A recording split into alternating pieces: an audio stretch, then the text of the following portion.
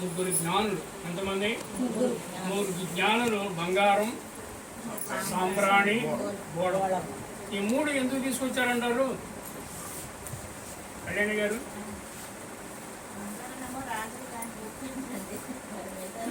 కాదు, అసలు ఆ మూడు వస్తువులు ఆ తల్లికి ఆ కుమారుడు తీసుకురావడం గల కారణం ఏంటి? జాగ్రత్త విందాం. ఎందుకంటే కన్య మరి 15 సంవత్సరాల వయసులో ఉన్నప్పుడు తండ్రి అయిన యెహోవా దేవుడు ఆకాశము నుండి తేరిపార చూసి, నా కుమారుడు ఈ లోకానికి పంపించాలంటే పరిశుద్ధురాలై ఉండాలి.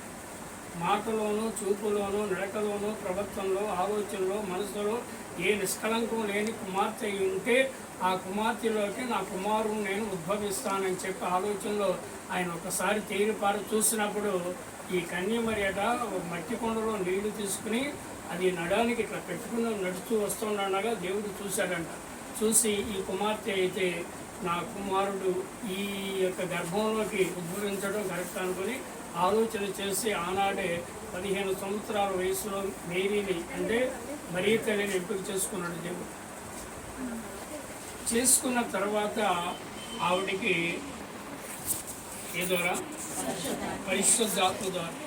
చూడండి, పెళ్లి కాని వాళ్ళు గర్భవతి అయ్యారంటే అది ఎంత భయంకర విషయం. అది ఊరికిన మనం ఫర్ ఎగ్జాంపుల్ మనం అనుకున్నాం పెళ్ళవలా గర్భం వచ్చింది, ఎలా వచ్చింది? ఆలోచన వస్తారు రాదా? మంచోడికి వచ్చింది ఆలోచన. అంటే ఆ మరియ తల్లి ఎన్ని బాధలు పడి ఉండదు ఒకసారి ఆలోచించండి. మనకు వచ్చే కష్టాలు వేరు, అవి వస్తూ ఉంటాయి, పోతూ ఉంటాం. కానీ ఆ నిందలు భరించాలంటే సామాన్య వాడు బాగా పేద కుటుంబం వాడు. బంగారాన్ని ఎందుకు తీసుకొచ్చారంటే ఆ పేద కుటుంబానికి బంగారం ఇచ్చారు.